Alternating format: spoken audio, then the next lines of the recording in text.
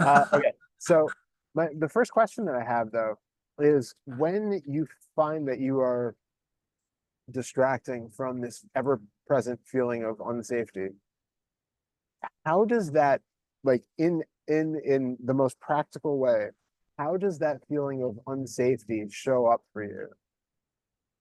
How do you know in any given moment that you are feeling not safe?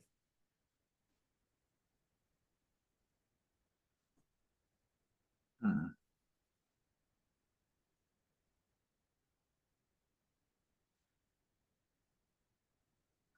Um, I would say that it's the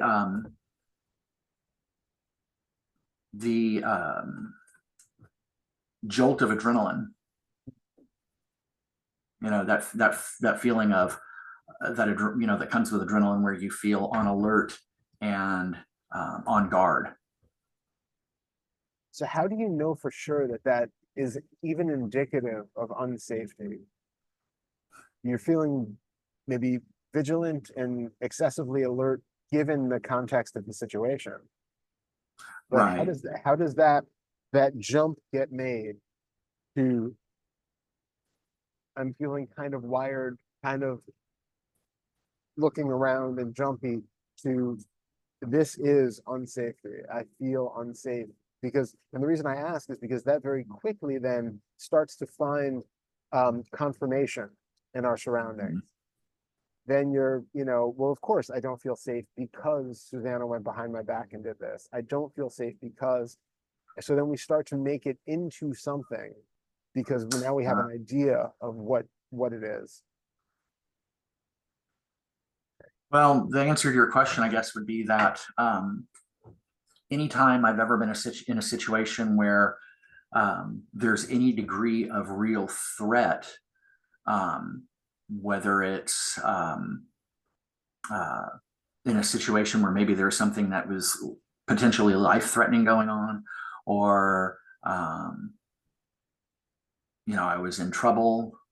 When I was a kid, I was in trouble and I knew I was going to get it, or um, I knew my older sister was going to clobber me because of something I did, or the neighborhood bullies. Um, any time that there was a sense of any kind of sense of danger, that feeling was always there. And I can't say that I know that feeling and that sense of danger outside of those contexts. So does it feel like for you though that that feeling is something which comes about like when danger is absolutely imminent, like I'm literally seeing a fist coming in my direction, or is it something where you feel like if that's there, that is um like a presaging, that there's some sort of a okay, I know something is coming. I can't see what it is. I don't know what it is, but if this feeling is here, ipso facto, there must be danger in the environment. Do you know? It's Yeah, and it's more the second one, although there's kind of this there's this gradient in between those 2 points of, it's not necessarily just a fist coming at me, or the second one you described. Sometimes it can be, it's not unusual to have it be something like I referred to my older sister clobbering me when I was a kid. I knew it was coming. I didn't know when. She wasn't home, but I Okay, knew that sooner or later, whether it was later that day or the next day, she was going to catch up with me. So I knew it was out there lurking, waiting, you know. okay. So the thing about that though is in the moment, right? Now we might look back with hindsight and say that more times than not it did actually happen, but in the moment we don't know for sure that the clobbering is coming. At that point, it is still a self-generated worry because you are there thinking, oh my God, she is going to come and do this to me. And then the body is responding in kind, not Mhm. because there is a real threat that is out there, but because the body responds to those thoughts as though it was actually in the room. You're I see. having that moment right now of thinking about being pummeled by somebody. The mind doesn't really know that it's not actually happening. So it still it triggers that same cascade of hormones as if it really was. So as a kid, you're like visualizing what is to come, and you're feeling that preparation in the body to get ready to fight or flee or something else.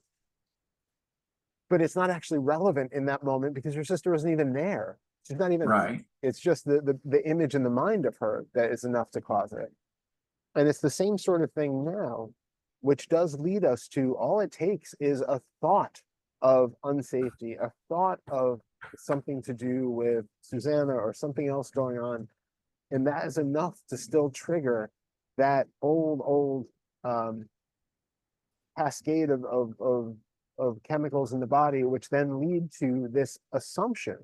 Because in the past, oftentimes when I feel this, it does mean that it's a harbinger of danger.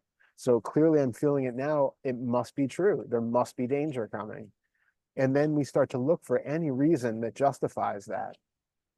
See, we had a storm and the power went out. That's what it was. You know, like whatever it is, it's like, oh, it knew, it knew. And it doesn't really know. It's just that thing where if we have enough of that going on in the mind, that it really can put us in that anticipatory state. The other thing too, though, that is, I think, relevant, especially for people like us who have had a foundation of unsafety, it is super relevant also that some of these things do get somehow locked in the body, that there is something where a nervous system can be kind of stuck in a particular state, and there can be benefits to doing other types of body work that are, you know, if it's something where there really isn't anything in your environment and you're not even having thoughts about something problematic or dangerous in your environment, but you still feel like your body is on heightened alert all the time. It might be something there where doing some form of TRE or you know, the existential release or other things that uh, that you might resonate with, that can actually help to calm the nervous system, relax, you know, basically changing the patterns in the body, because some of it might not, it might be more physical than mental at that point. But it's really, really important to note all the ways in which the mental is oftentimes completely creating, or at least very much adding to and exacerbating whatever might still be lurking in the body. Okay. Do you know what I mean? Yeah, it might not be a bad idea to revisit the TRE. I did a lot of that back in the winter and spring of 2020.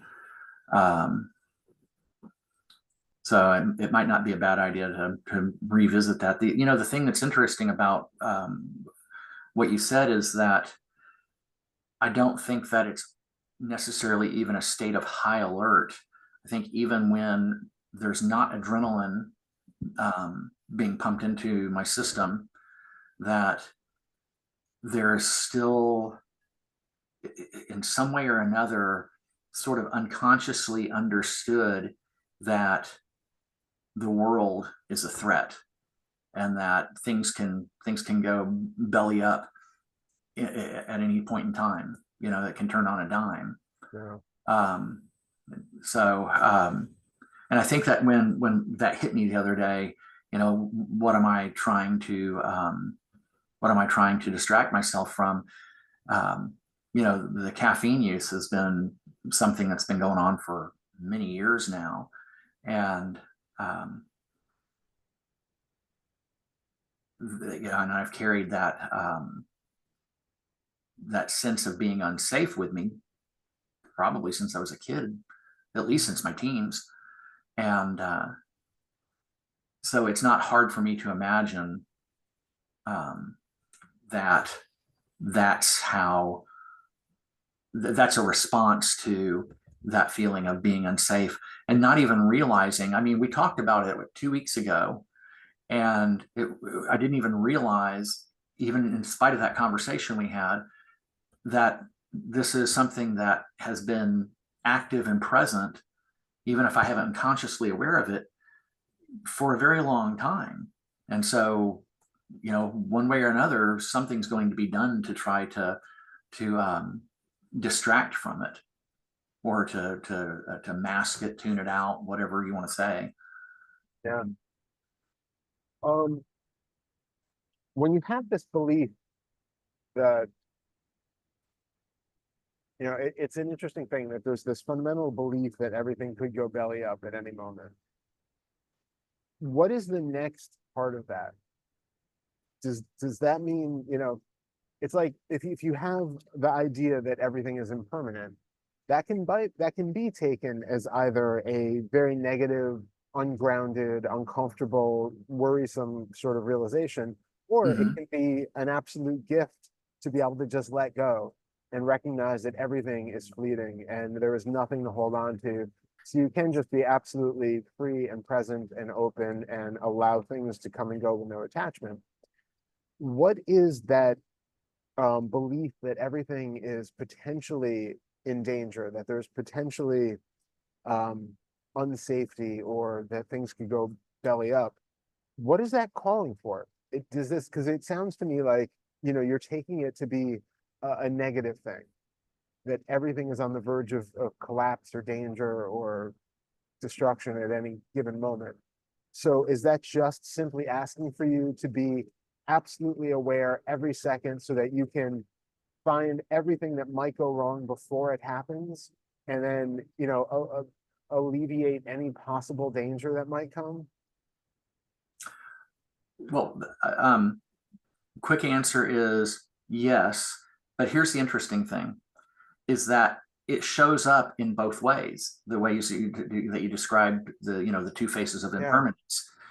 Because there are plenty of times where something will happen and there's this recognition of the fact that, well, everything's in flux. Nothing is staying the same. It's changing right now as I'm standing here, and it's a relief. Okay, I can drop this. yeah. But at this by the same token, it's also what you described. And yeah, I in fact, when you were saying that, it brought to mind how um, not only am I what Susanna describes as a fixer, in that I'm trying to take care of things for her and Tuesday in the house and our life together, and managing things in the house, but um, I remember, as a teenager, um, my bedroom at the house I grew up in was always just perfectly arranged, very clean, Yeah. everything in its place, and every place had a thing, just clean, organized, meticulous. And somebody over the years had commented that that's trying to manage your environment as a response to the chaos of the environment that you grew up in. Yeah. So yeah, what you're describing, still to this day, although it's starting to become less than it used to be. It's beginning to see some diminution. Yeah. Uh, but yeah, there's still that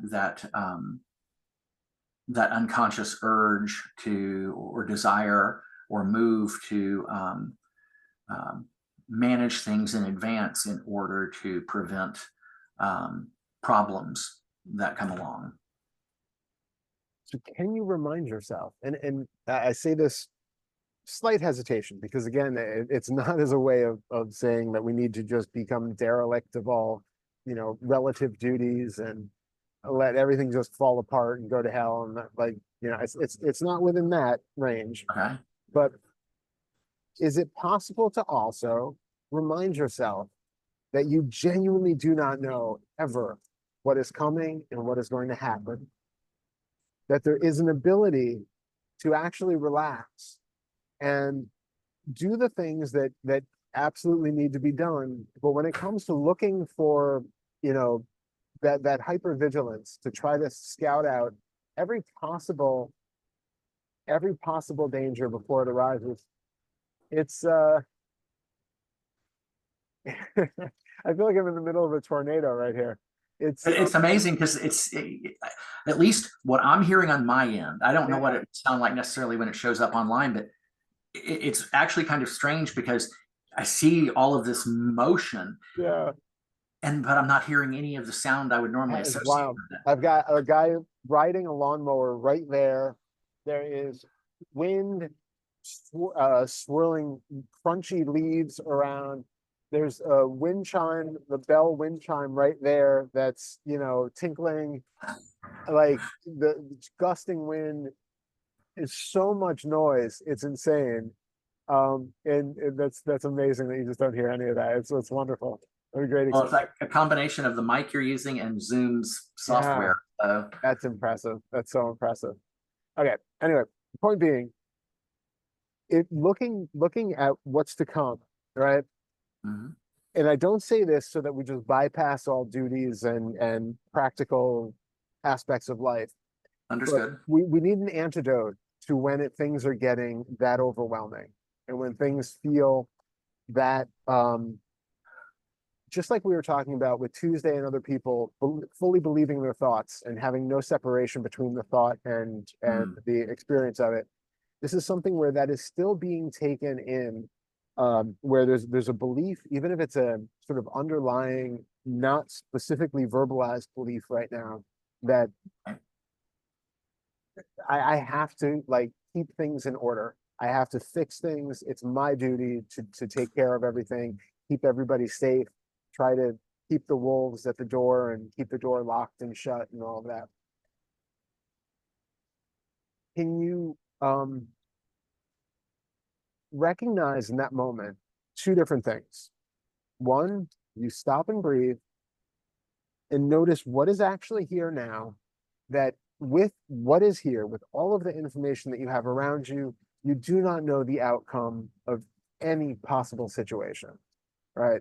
So you can take a breath in that not knowing, the breath in the fact that what is here is currently here.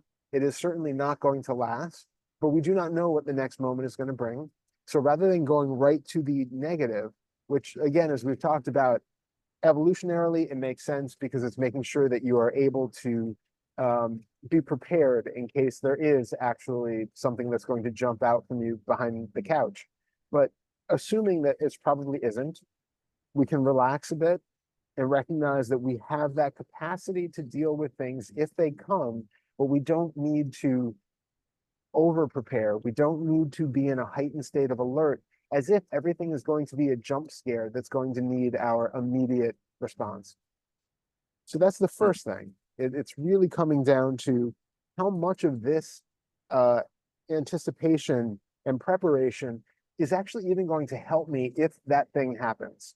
mm, You know, actually, Sam Harris, I heard recently, he was talking to somebody, and I really like he said, if you have a medical, you're concerned about, you get a cancer diagnosis or some other medical diagnosis, you make an appointment with the oncologist for the following week. Now, you could ruminate about that appointment and everything about it for the next week. But what is that actually going to do? You also have the choice of just knowing, okay, I have the appointment in the schedule. There's literally nothing I can do about this in that coming week. How much suffering do I need to put myself through, playing through what the oncologist might say and all of the possible outcomes that might be? Why not just be here with where you actually are, with how things are actually here, until you are a week later in the doctor's office talking to the doctor? But we play it out as though it's really important for us to be living in the future more so than right now in the present. So mm, that's all kind of in that first bubble of what we can do. And there's a lot there to work with. And then the second thing, um, which from the non-dual perspective is just so fundamental. I mean, we've done so much first Fetter work and sixth Fetter work, but really there's still an implication with the idea of being able to fix and control and prepare and do. In that moment, turn inside. Who is the one who is actually controlling anything? mm. Where is the one who is able to, in this moment, anticipate a future and then take a certain action to alleviate it?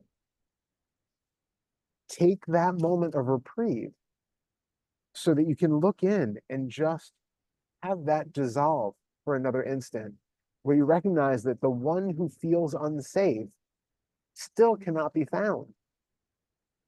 It seems so fundamental, but it's so important to keep coming back to, because we can develop, especially when we're working with second Fetter issues and things like that, it keeps kind of reinforcing that I. There's still that identification that gets tied back in, that we don't really notice, because we do pay lip service to certain parts of that when we're working with the second Fetter. We do the positive affirmations and the things that on one level, it's needed to fulfill or to build up that healthy sense of a self. But we want to make sure that we're not getting caught in reifying that and believing again that this is really a thing. And so it's really helpful to keep coming back to that. Okay, feel into the body, check in with the senses, check in with experience. I feel unsafe. Where is the one who is in danger? Where is the one who actually feels unsafe right now? Who can be injured, who can be killed, who can just be embarrassed or have somebody think ill about them? Where is that one that we're referring to? Everybody thinks that I am a certain way. They think that I am untrustworthy, for instance, as we've talked about. Okay, where in this experience can you find the untrustworthy one who has to defend itself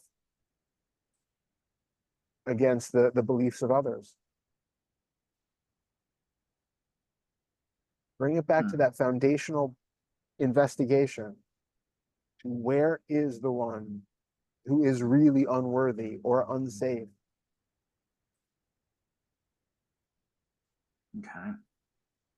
Hang on, I'm making a note of that.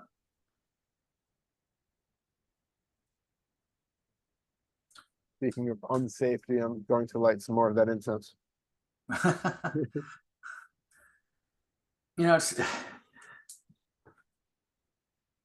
It's funny that, or interesting that that was overlooked, because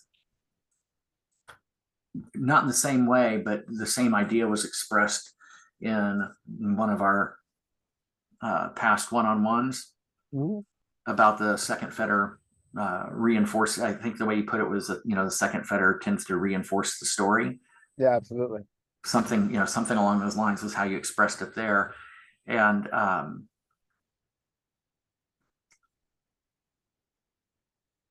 didn't really connect that to the fact that when I remember to do the affirmations, it's usually kind of this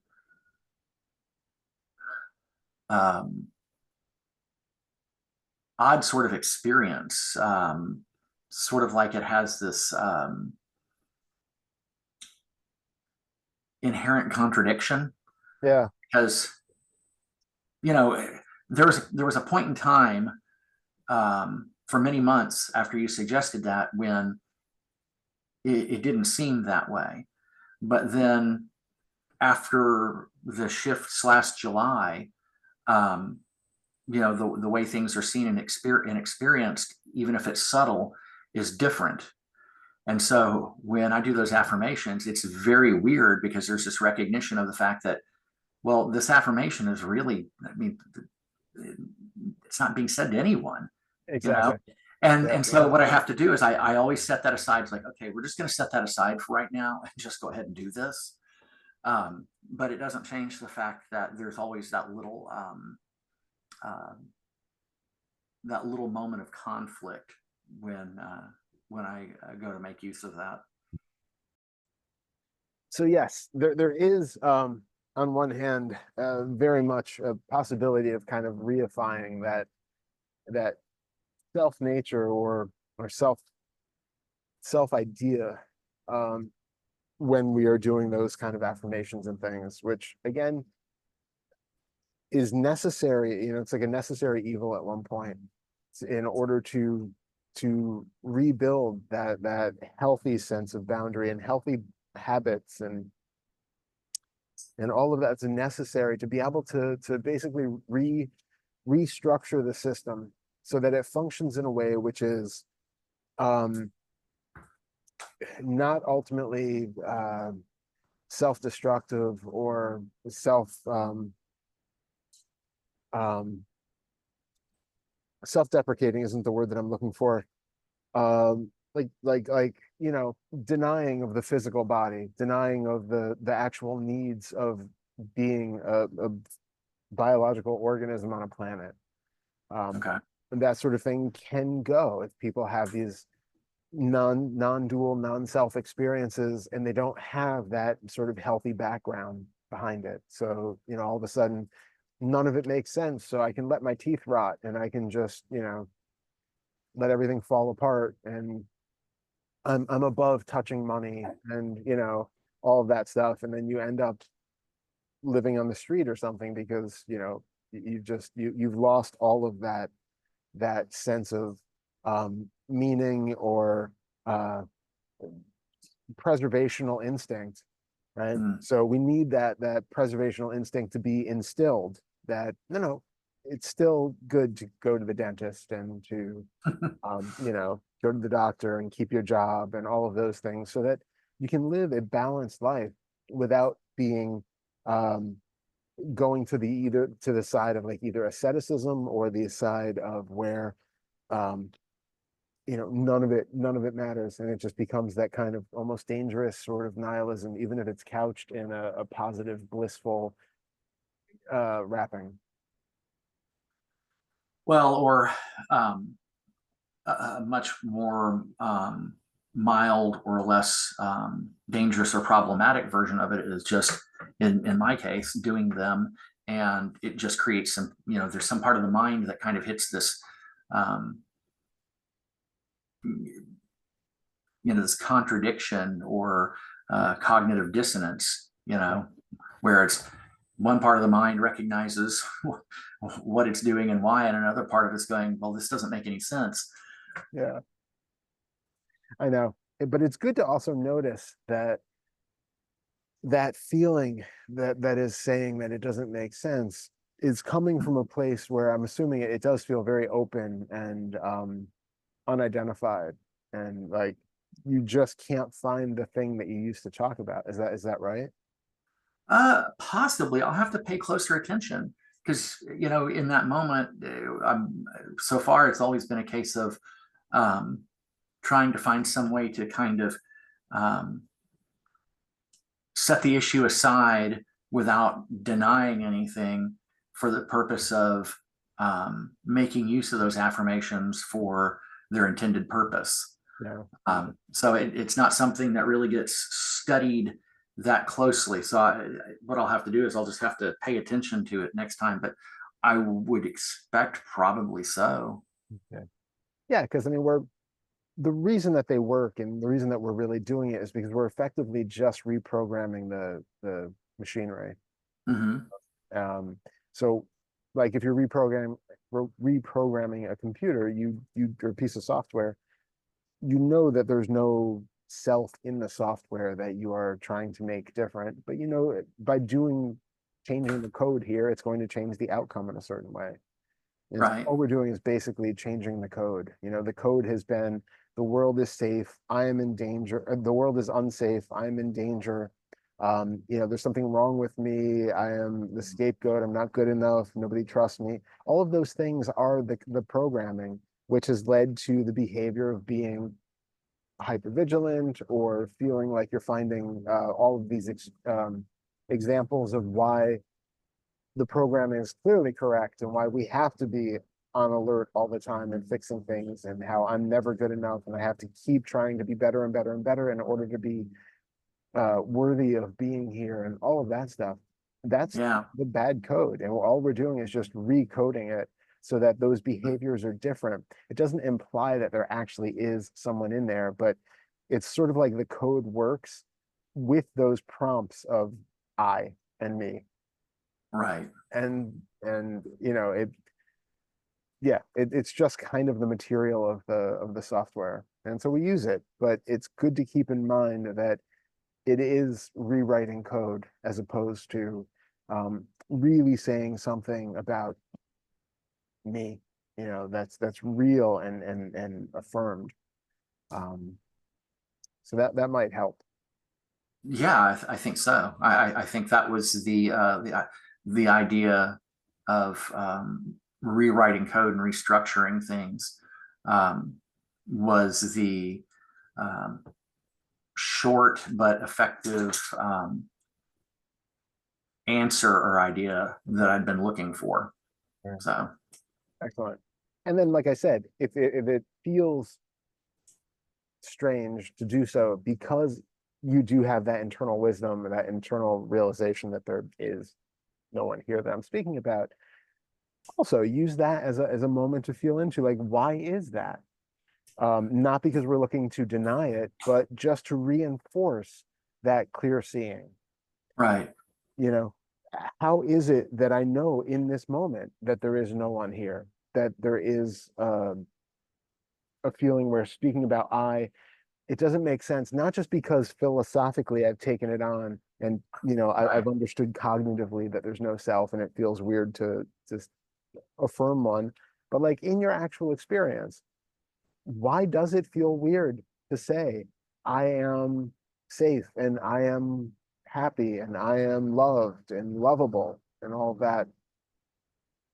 Oh, well, it's because it literally feels like there is simply nothing substantial here, which is, and there are just words coming out of some empty space, and there is a voice which is being immediately cognized into something the second that the words are spoken, and it's just all this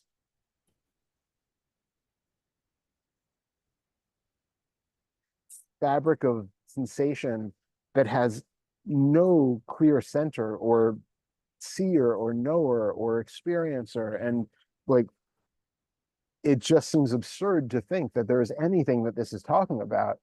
Well, then that's great. Just bask in that, expand that. Let that really sink in that that is the experience.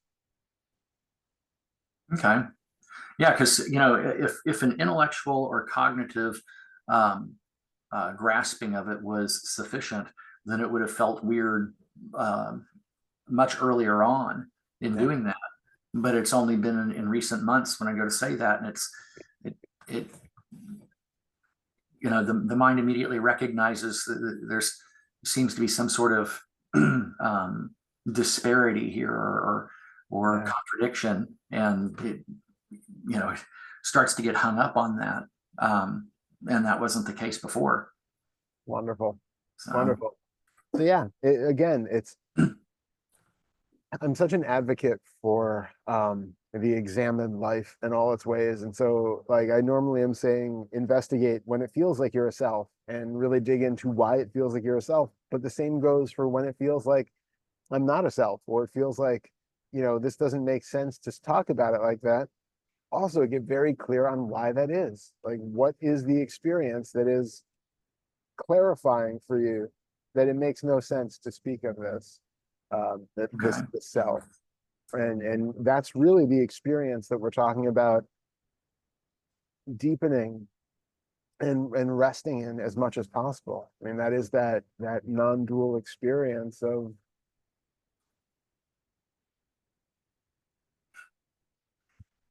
everything without the self being in the center of it.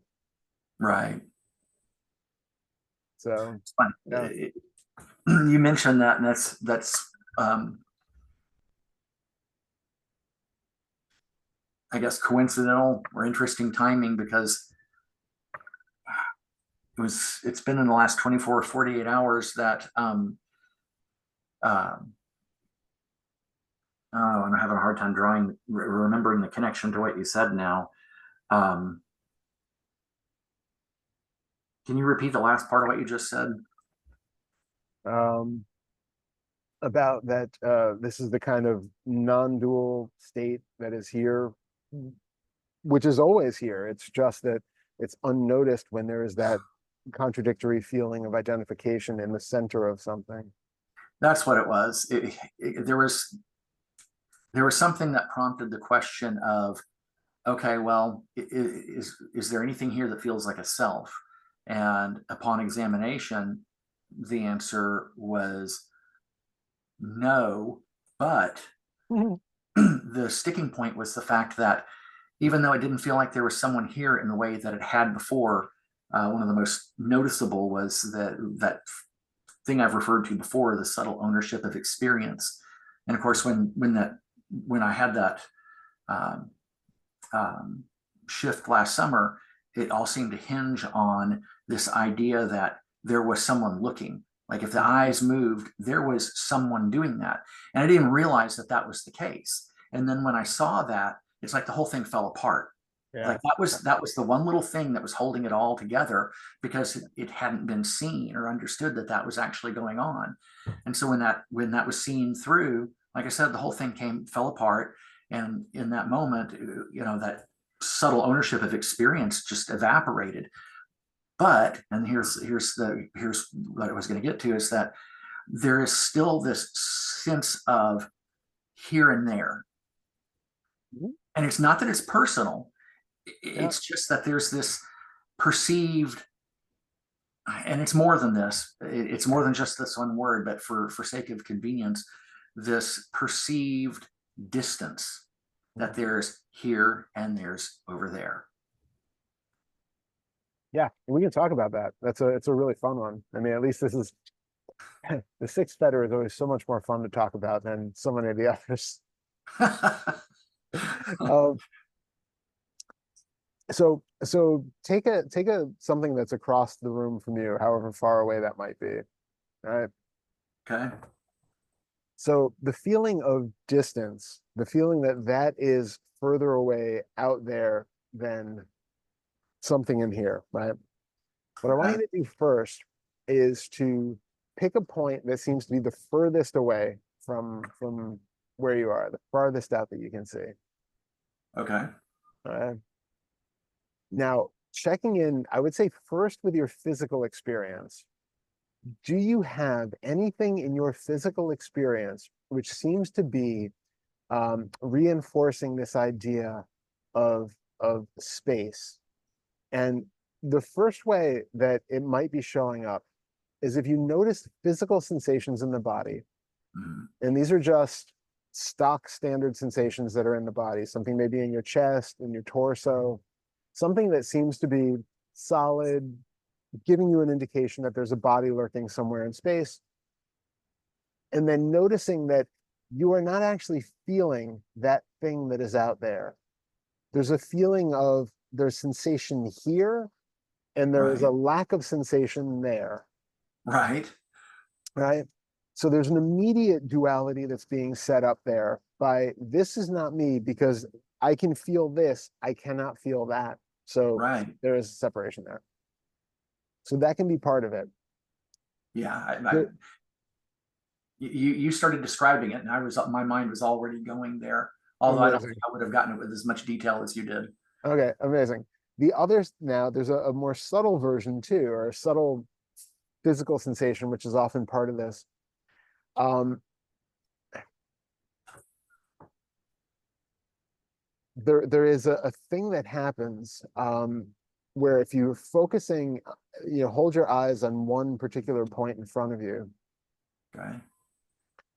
and if you feel into that range around the chest, the throat, up through that area, become aware of as you're holding your attention on one particular spot out in front of you, if there is some sort of movement, some checking in, pulling in, inhaling, sucking, swallowing, something which goes kind of from out there to in here and then back out there to in here. Um, it's not. It doesn't seem to be physical. Um, we've talked about this before in the past. It's that shifting attention, that attention out here, and then the attention turns back on the Yep, physical organism. good. And sometimes not. There are mental pictures of the body or the face, or some portion of the physicality. and then it goes back out there, and Yeah. it seems to alternate between the two. And now, um, in that movement of take your attention out on the furthest object again, Okay. does it feel to you like attention is something which is actively pointing out and straight across? Um, Hmm. Contrast that with hold your attention out there. And Mhm. now I'm going to ask you to bring your attention into the body, but as you do it, I want you to do it slowly and feel exactly what it feels like for attention to move from out there to in here, Okay. to see what is happening, A, in your visual field, but more importantly, B, in the physical field. Notice what's happening around the eyes, in the throat, in the chest. That Okay. it very slowly start to bring your attention from out there to in here, to say the middle of the chest, and check in with those sensations. And notice if it feels like attention is literally moving from out there across a sense of space to locate itself back inside the chest. Does it feel like there's a sense of time and movement that is inherent in that experience of shifting attention from out there to in here? You said a sense of time, and what was the other part? Of movement, like does it feel like something is actively, almost like if you picture like a camera lens that turns and goes out and comes back? Right. Does it feel like that sort of movement is happening somewhere in the body where you are actually extending out and then kind of turning back inwards? Not quite. Okay. What is your actual experience of what's happening between being out there and being in here? It's more along the lines of what happens when you're thinking about one thought and then you go to think another one. Good. Excellent. You know, So you definitely shift from one thought to another, to the next, and there's even perhaps a sense of time, but it doesn't feel like anything's really moving. It's just what's being apprehended is shifting. nice. Do you feel,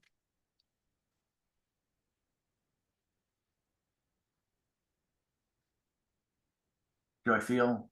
yeah, I'm trying to figure out how to I'm kind of Oh, okay. feeling I as to thought how maybe the to. audio went out. No, no, sorry. It's just I'm trying to find another way of pointing to that. Okay. Um,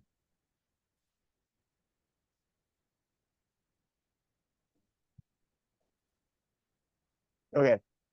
Stay focused on one thing out in front of you, but keep, even though you're still, your eyes are focused on one spot directly in front, keep your the peripheral vision expanded as well.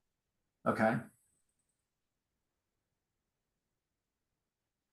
Does it seem as though the sense of distance is the same with the periphery being taken into account, and also go not just periphery left to right, but take in the peripheral from the Ah. all the way up and all the way down too?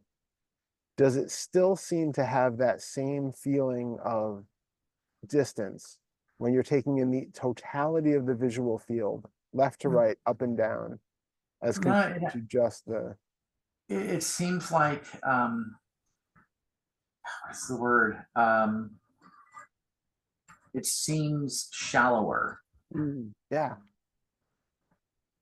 So I would like you to go back and forth between being focused directly out on one spot, like small spotlight focus, and then do the wide floodlight side to side and up to down, and see if you can feel any physical sensations that seem to correlate with that shallowing. Hmm.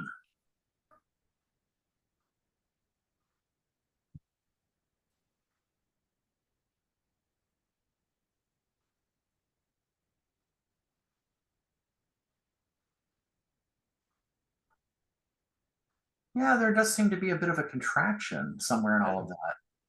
It's hard to pinpoint where exactly it's starting. You keep playing with that. Yeah.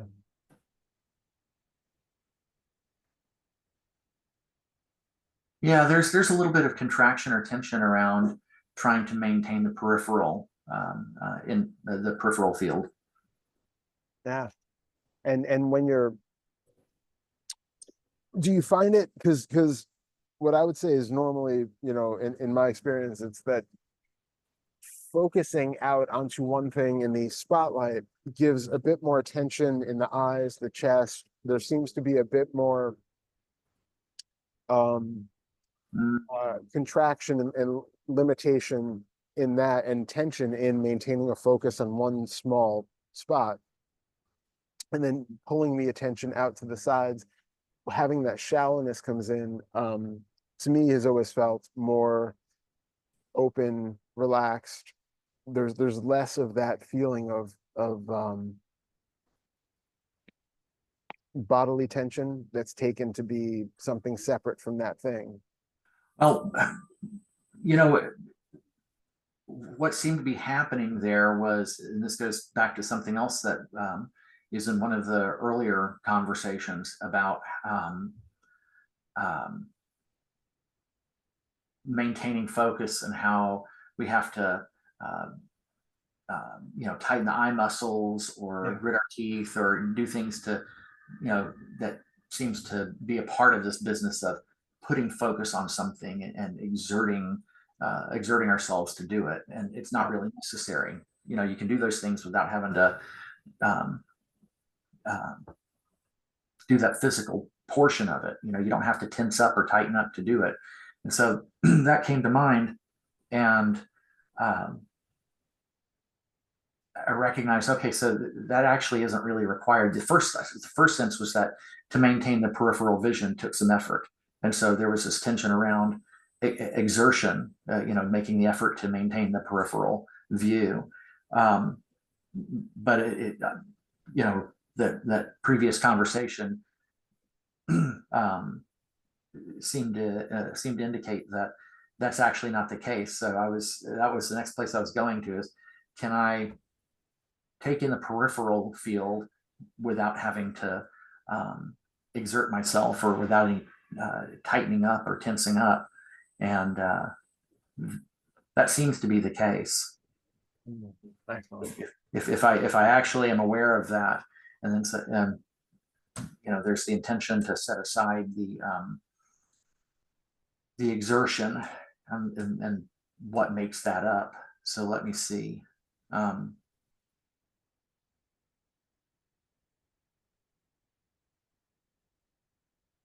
Yeah, I can do that. I can open up the wider perspective without having to um, uh, contract or tighten up. Nice. It's funny how there are all these little things that are peppered across the last year of these conversations that Yeah. I totally forget about, and then something will come up, and they're just the right context, and it'll bring that back to mind. It's so good. So yeah, it can be done to take in the peripheral view without having to get contracted. I don't know how open and relaxed it is. It's certainly more than it was a moment ago. Um,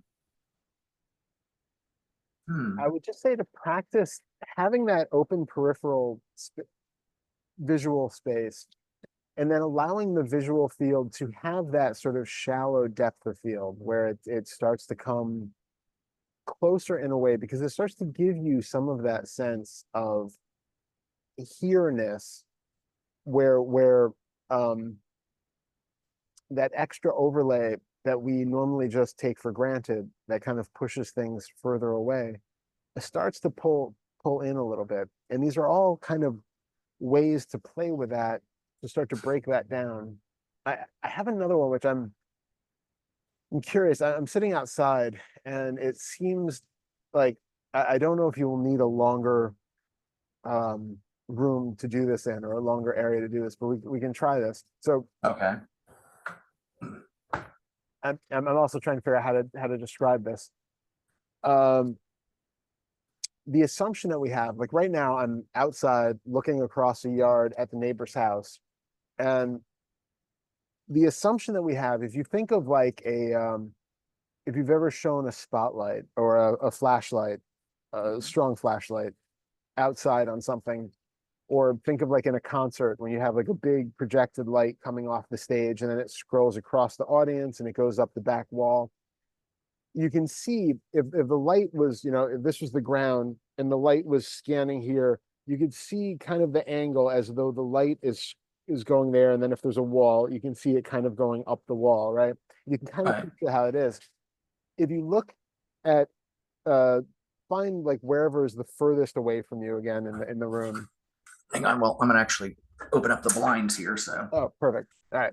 So what I would like is if you would look straight down at the ground and okay. then very slowly track your eyes up, up along the ground, and in your case, probably up the wall, and then out the window to the furthest spot, and see if sort of mentally there is this kind of idea as though your gaze is actually on the ground, getting further and further away, going up the wall, going outside, across the tree, up into the sky, as though it's like that spotlight, from a flashlight. Like it's like really tracking the ground at a distance and getting further and further away, right?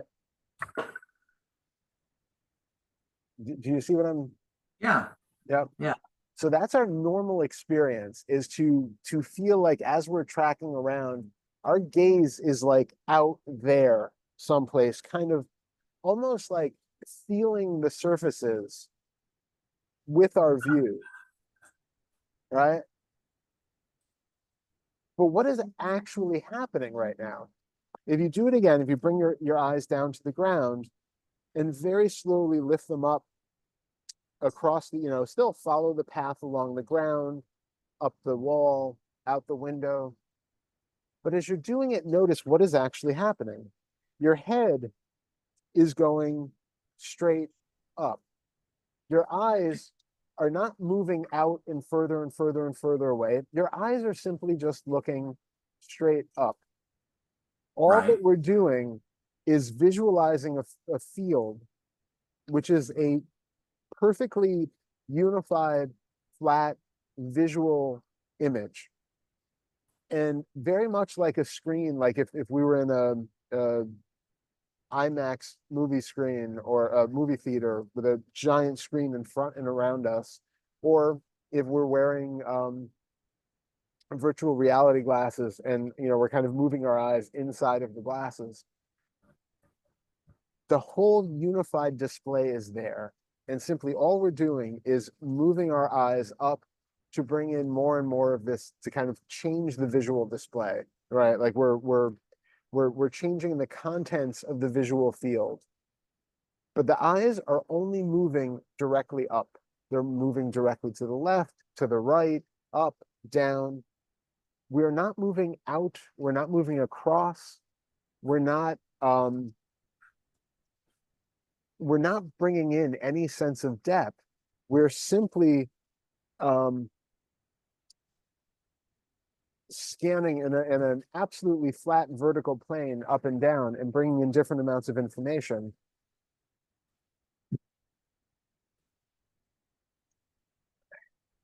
The the feeling, so it's a combination of felt sensations in the body, as Hmm. well as I think there's a lot of what actually helps to create that sense of space is from the auditory field, where we're hearing the room reverberations and that sort of thing. That is playing a lot into the calculations. The feelings of spaciousness around the boundaries of the body. You can feel right now if you have something like in front of you, like close by, like you can probably feel if there's like a desk or something that's nearby Mhm. versus if you have more space around you to the other side. Right. Um, those things are playing into it. Um, the physical sensation of like the density of the body here versus this apparent lack of density out there. Right. The perspective where we're seeing a house or a tree far away is really small, and then the stuff that's up closer is bigger. All of those calculations are being played subconsciously to put together a world that feels three-dimensional and at a distance and in that way. And it's not to say that there isn't truth to that, because of course, if I was going to stand up and run across the yard to the neighbor's house, I would actually have to traverse that amount of space. I would Right. actually have to go across there. I literally cannot reach out and touch that house from here. Right? Like it's Mhm. none of this is to say that space doesn't actually exist. The whole reason why we are doing this is because there is in that view of that space out there at least two falsehoods. One is the reification of the me, the witness, the self, something here, which is separate from that which is out there. Mhm. And when you can experience that thing that is not here, that sense of distance will often just collapse spontaneously on its own. Not to say that it doesn't really exist, but in the temporary experience that goes along with it, there seems to be a conjunction of actually, I suspect that, materialistically, I suspect that the brain has certain regions which are creating the sense of space, which are also involved with our feeling of that feeling of witnessing and self. And when the two go offline, they kind of go offline together. And I suspect what we're actually doing by doing the visual exercises is to essentially reverse engineer our way into that feeling of lack of self or that lack of witness. So that if you can Huh. get to that point where that collapses, it brings with it, it might bring with it that sense of the self here also collapses with it. And so I think this is actually probably what's happening is a reverse engineering of getting there, because historically, if you look at like, old Buddhist texts and stuff, they never really talked about doing visual exercises like that to collapse a sense of space.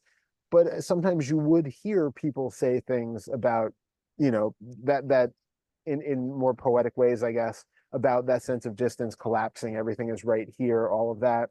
I think it's an experience that people can have when certain aspects of identification fall away, and we're basically getting at it from the other side. um, that's why I also don't think it's completely necessary for people to have two-dimensional vision and things like that, because it's an experience which is available on the awakening spectrum, but Mhm. it's really more important to recognize that sense of a separate witnesser self, something here, which is separate from that which is out there. And the other part that's kind of the other fraudulent view in that sense of space and distance is that we're combining sensory fields in a way that Hmm. create a world, but which are not really the way that we experience them. You Hmm. are right now discretely feeling the sensations in the body as sensations in the body or Right. sensations in space. You are discretely seeing a visual field, which is the room, the window, whatever's outside the window or appearing in the window. All of that is the visual field. But there's this added combination that's happening where it's putting the felt sense with the visual field and with the auditory field and the Hmm. gustatory and the olfactory senses. And all of that is being compiled into a world that does not actually exist for you the way that you think it does, or the way that it appears right this moment. So we're breaking it down into the actual visual field has nothing to do in this regard with that physical sense. The actual physical field, visual field, is something which appears in a way unique from the sounds which we are associating with it. You know, like right now, and this is kind of a weird one because you can't actually hear any of this, but like there are all these dead leaves that are down here with all these plants and things. And as the wind goes through, I can hear the rustling of these leaves and the rustling of the branches and the stems and the leaves that are on the plants. And all of this is happening together. And there is a compiling of those sensory data into, well, of course, it's those leaves which are rustling and making the sound. And it's those plants that are creating the sound. And I can tell that it's not happening right here. It must be happening out there at 2 feet away and at 6 feet away. And that tractor is, you know, at least 30 feet away. All of that is happening based on these calculations that are happening in the mind. What we're doing is breaking them down at first to recognizing that actually all you're doing is seeing visual color and shape in motion. You are hearing sounds, crunch, crunch, crunch, all of these sounds, which are in themselves completely distinct from any visual appearance. It's distinct from the feeling of wind on the skin, that feeling of movement on the skin, or that rushing of the wind past the ears. Those are just sounds and just sensations. And we start out by breaking them all apart into their constituent components and recognizing that aggregation of all of them into a world is something which is our own manifestation and our creation. And that's why the more attention we pay to it, that starts to break down. And it can start to be kind of weird because all of a sudden we realize the sound is not happening out in the leaves themselves. The sound is happening right here, like within, you know, closer than the ears. The visual field is not happening out there. That visual field is actually happening in here. Right. There is nothing outside of this experience, right? We can get there cognitively by recognizing that the brain is just taking in all of these electrical signals from through the eyes and the ears and everything. And all of that is being fabricated and compiled in the brain. So our actual experience of all of this is happening in the very same space as all of our internal thoughts and internal monologue and all that. It's Right. all here. That's it. We are never seeing an actual outside external world. We are just seeing our representation of it. And that's one way of sort of cognitively getting ourselves into that space where we recognize that what we're seeing out there isn't really out there to begin with. But ultimately, we have to go beyond that just cognitive understanding to where we can really experience it as it is simply showing up. And the more we get out there or in here, but the more we get with just the sensations as they're appearing and notice that comparison between what I take to be me in here, or a witnesser, or a hearer, or a seer, or a smeller in here, versus the actual world that smells like gas fumes and flowers and dry leaves and all of that. All of that is happening in this same space. But notice each of those sensations independently. And eventually it might get to the point where all of those different distinct sensation fields might actually start to break down, and you might start to notice that they're all actually made of the same basic, you know, indescribable substance, that they actually break down too, and that there is no such thing as just the visual field or the physical sense field or the auditory field, that what they're made of starts to actually dissolve. But that's yet another way of kind of experiencing it once we have started to break down more and more the seeming appearance of the separation between something here versus something there. So a moment ago, you said that I'm probably going to misquote you, but Okay. you said something about how we start to pay attention to the sensory information or the sensory experience, and that they're all happening separately. How do you suggest going about Yeah. practicing or working on cultivating that sense, so that those those different sensory fields begin to break down? Yeah, really good question. I would say with very focused attention on one at a time. So if you're going Okay. to take the visual field, and it's arguably probably the most tricky one because we tend to believe that more than anything else in regards to the creation of an actual world around us. But Hmm. if you take just the visual field and notice, like I said, any sounds, anything else going around it, any physical sensations, let those kind of go to the background. Let them fade. Be just with the visual experience itself, and get very intently in a relaxed way. Though I don't want to imply that there's like straining or contracting or anything, because that's going to defeat the purpose. We want to do all of this in a very relaxed, open way. So Okay. visual field, um, with the periphery, if we can do that relaxed, super helpful. Just be with just that, to where it's kind of a spontaneous thing that happens, but you might start to notice that the auditory field doesn't actually line up precisely with what you're seeing. Really? Yeah, one, we know timing wise that these two are not, the brain is binding these different things together. And so we're basically breaking down that binding. So um, uh, if you just stay just on the visual field, you might notice that the sounds which initially seem like they're coming from a place, like again, the sound of the rustling of the branches and the leaves, or the sound of your dog barking or something like that.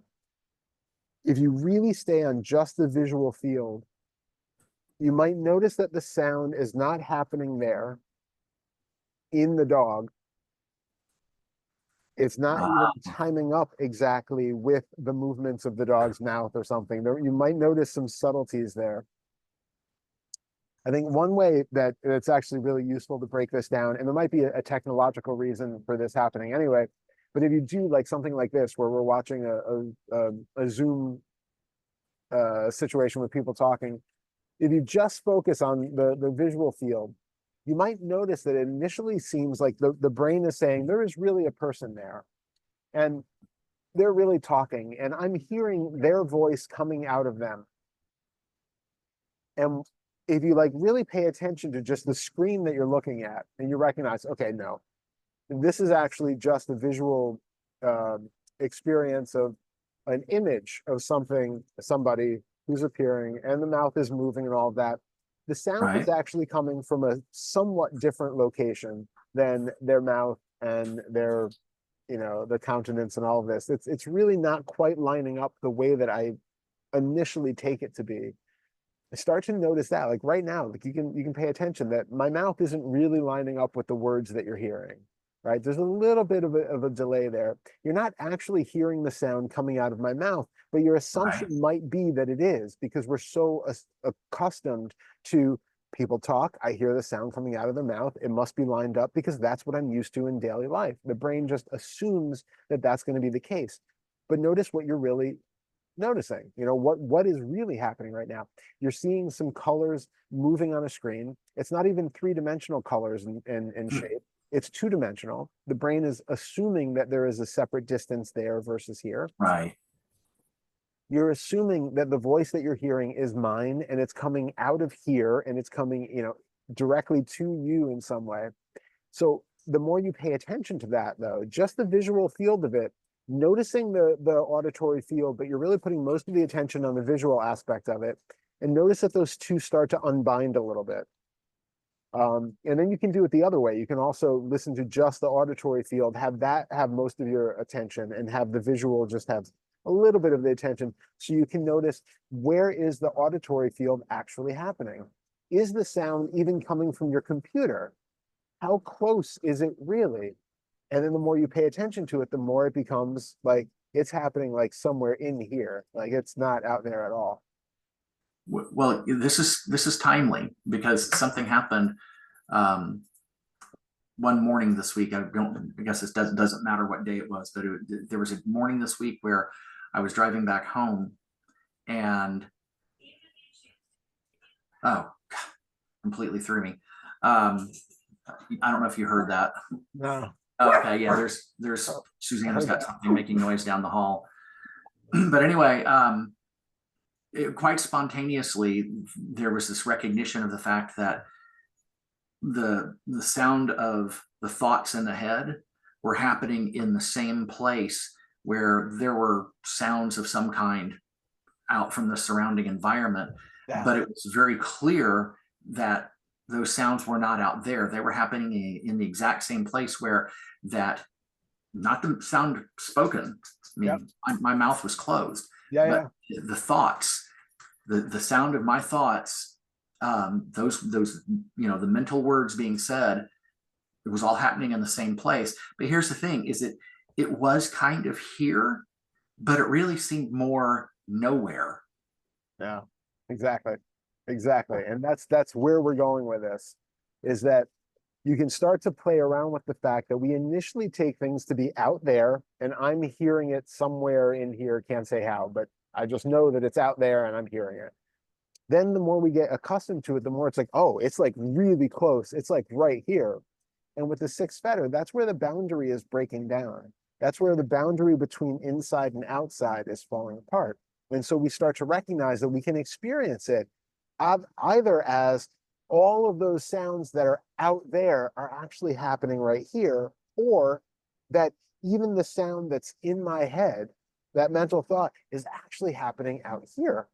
And then that starts to break down, because there is no definitive way to say where any of this is happening. And you start to get to that kind of experience of, it's just sort of happening in this boundless space where all of it is the visual field itself, the auditory, the physical sensations, the inner mental talk, the inner visual experience, all of that is happening in this same space that has no shell, no container, no separation. Exactly what we're talking about.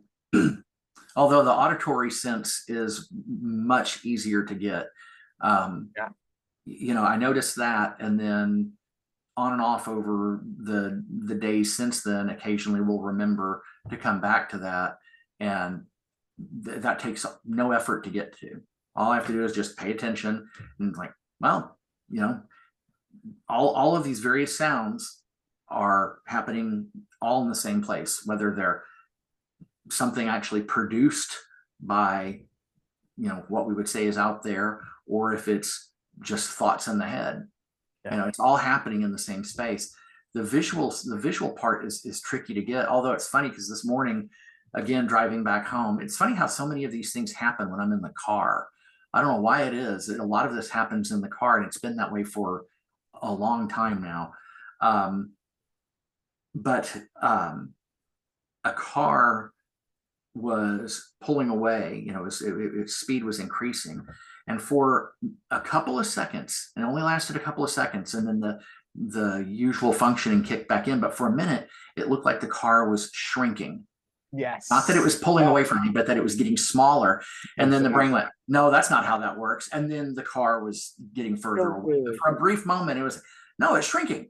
Exactly. Exactly. Yep. And this is what our brain is constantly doing. It's adding that overlay of assumption of, well, that must be, I know cars don't get bigger and smaller, they get further away and closer up. So, but the raw data of it is big car becoming little car becoming big car. And we're coming to the raw data as opposed to that overlay of logic and reasoning and assumption. One more visual thing to try and see if this helps at all. And it might help if you take off your glasses too. Because I find glasses often provide this extra, like if we see the frame, it gives us that illusion of I'm looking out of a window. Right. So that can also be part of it that I think people without glasses don't have as much. Okay. I know actually it was funny because when I was originally doing like six fetter stuff, it would be like, I could sometimes get it, but not always. And it was like, as soon as I took off the glasses, it was like, oh, there it is. You know, like as soon as I put on the glasses, things start to pull out, and they take off the glasses, like, whoop, there it is. So Huh, that might actually be really useful. But okay. what I'd like you to do is again find something out there, like just be in the visual field out there someplace. Kind of Okay. not super intent, but not completely peripheral. Just be naturally relaxed with the visual field. All right. And then I would like you to sort of, it's such a weird thing to say. I'm not exactly sure how else to say this. Trace the visual field back slowly into where it seems like it crosses a threshold into the body or where it's being seen. So with the threshold where it crosses the threshold into where it's being seen. Yeah, like into like we have an assumption that like there's a visual field out there or a world out there, and there's a me who's in here somewhere behind the eyes, somewhere in the brain, and somewhere in the body, and that there's like a physical barrier between them.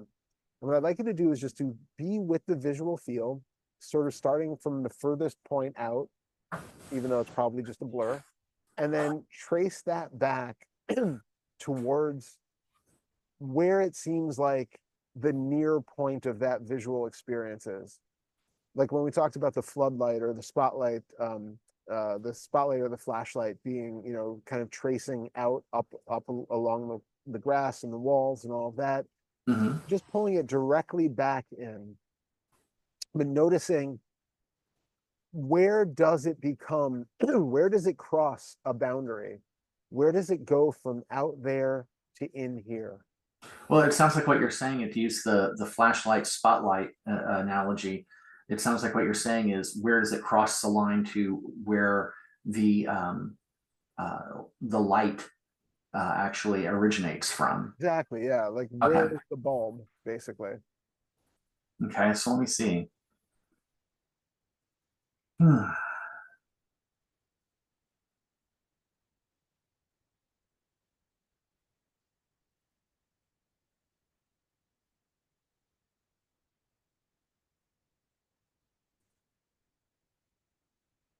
Hmm.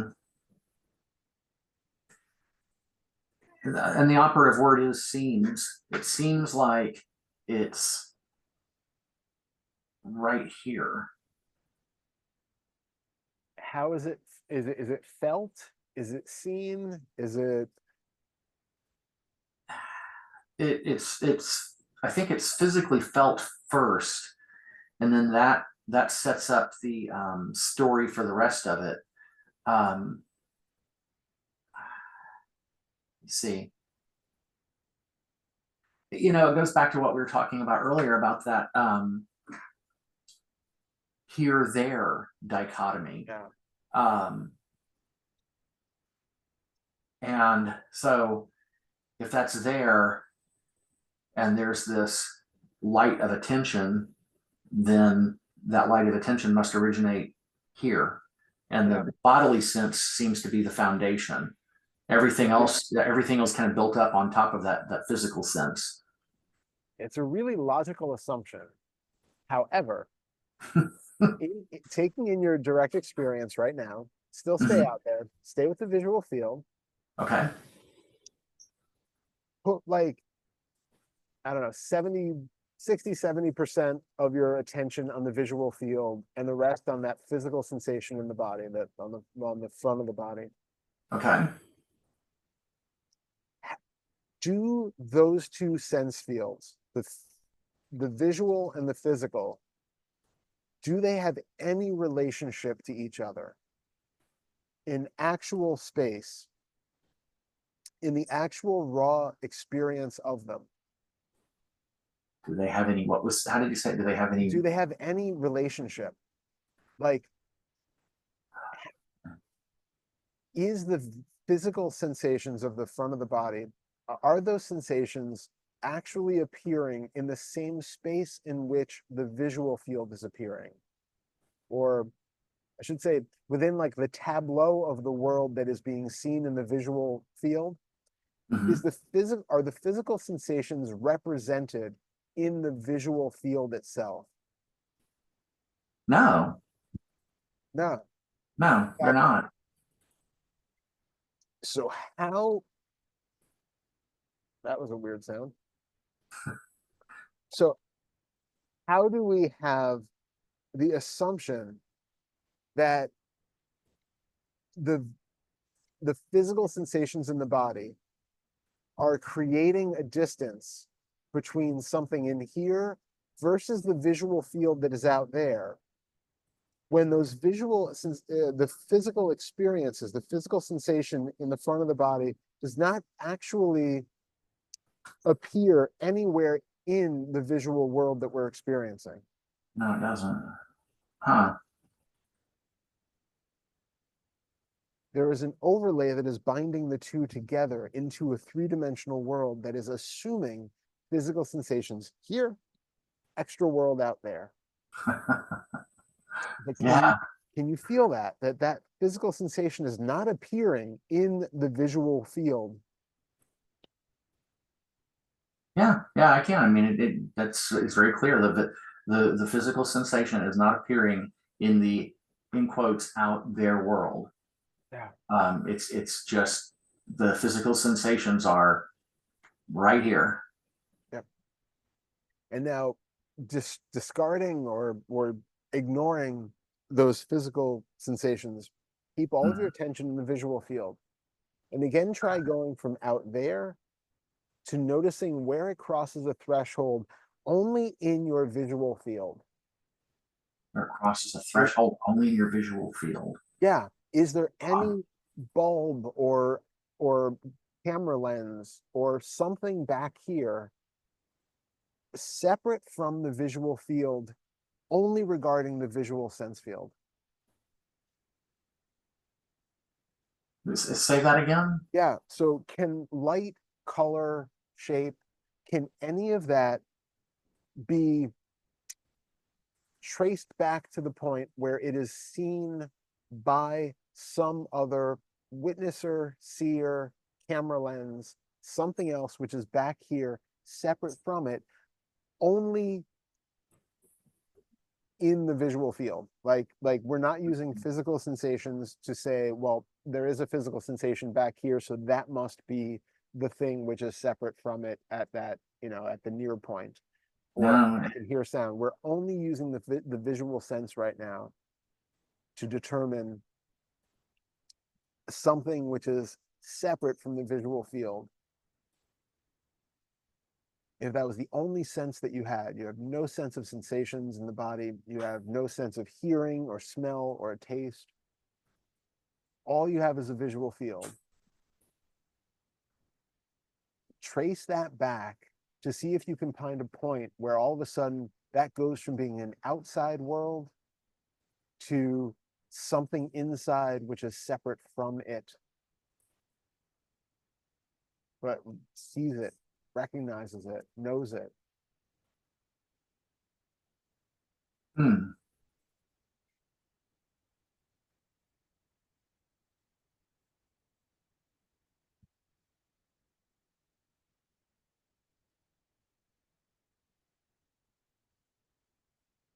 And relax while you do it. Make sure you're not straining or tightening up.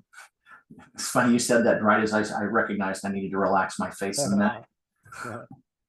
Uh, This is a very relaxed inquiry to just follow back the visual field very gently, because also what does that uh what's the word, not command, but what does that command even mean? Following the visual field back, it implies that there's an idea of this distance, that the center point of your visual field is somehow further away than the near point. But notice if that even breaks down when you try to do this. Can you actually put your eyes all the way out at the furthest point of your view and then somehow trace it back closer and closer and closer? Does it actually make sense when you're taking in the totality of the visual field?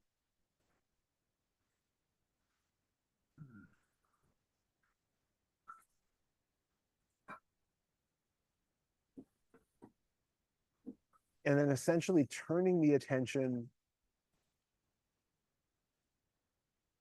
to what feels like it might be on the inside of that. Like, can you trace the visual field as far back as possible?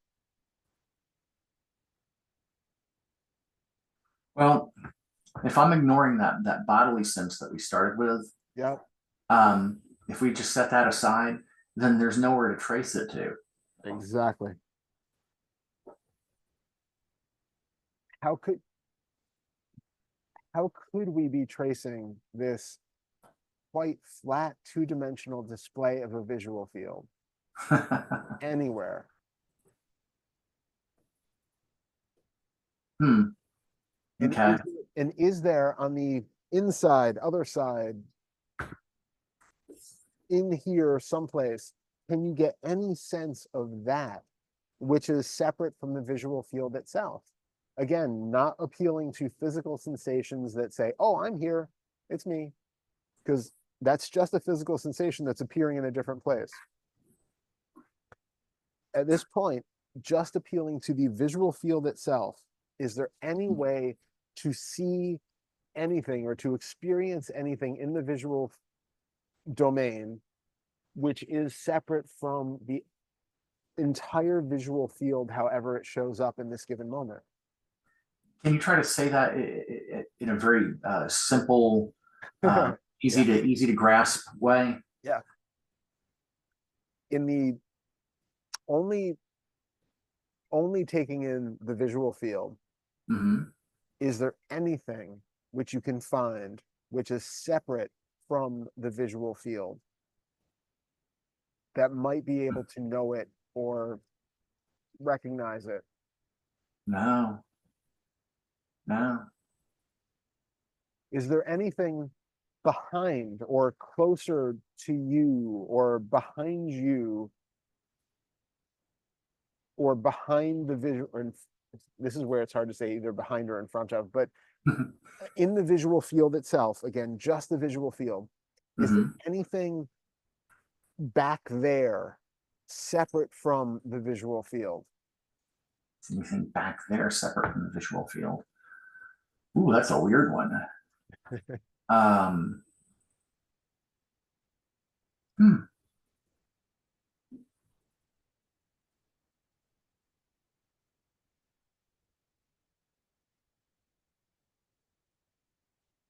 Mm, doesn't seem to be. I mean, that's a Yeah, weird one because, behind, if you're not looking behind, of course, yeah, the minute you do, it's no longer behind. But if you're not looking yeah, behind, it's really an abstraction. yeah. Well, and we kind of have like a tacit assumption that whatever is behind us is just kind of black void, right? But keeping your eyes just gently focused peripherally in front of you, taking the whole visual field, Hmm. is what is behind you actually black? No, it's nothing. It's nothing. So is there anything separate from the visual field? Ah, no, Is no, there anything but this visual field? no. Does it, is there any way to see it as a screen with something like that also exists in the movie theater? Or is that screen simply the only thing that exists? Like it is, do you know what I'm saying? Hmm. Because we take it that like this is like a movie screen, or initially we take it like this is a window, and I'm looking out of a Hmm. window at a real world, and then it kind of collapses to where, okay, so I'm looking at like a flat two-dimensional visual screen, but there's still kind of an implication that there is a theater in which this screen is appearing. So now I'm asking, if there's nothing behind it, there's no darkness behind that screen, Okay. is there anything separate from the screen itself? Is there anything other than the visual field itself?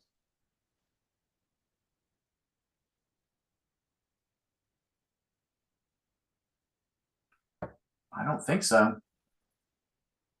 I mean, I can't just going on, but what, you know, what's right here, right now. I wouldn't be able to say there is. Yeah, exactly. So doing these kind of practices where we get deeply into the just direct experience of seeing in our own experience that there is nothing separate or behind or in front of or to the side of something like the visual field. Right. It gives us that direct non-dual expression where, of course, there is no witness. There's nobody in here who is separate from it at all. It is simply a visual field which, in some strange way, apparently knows itself. It sees itself. There is no knower or seer of the visual field. It is just a visual field, boop, all at once appearing.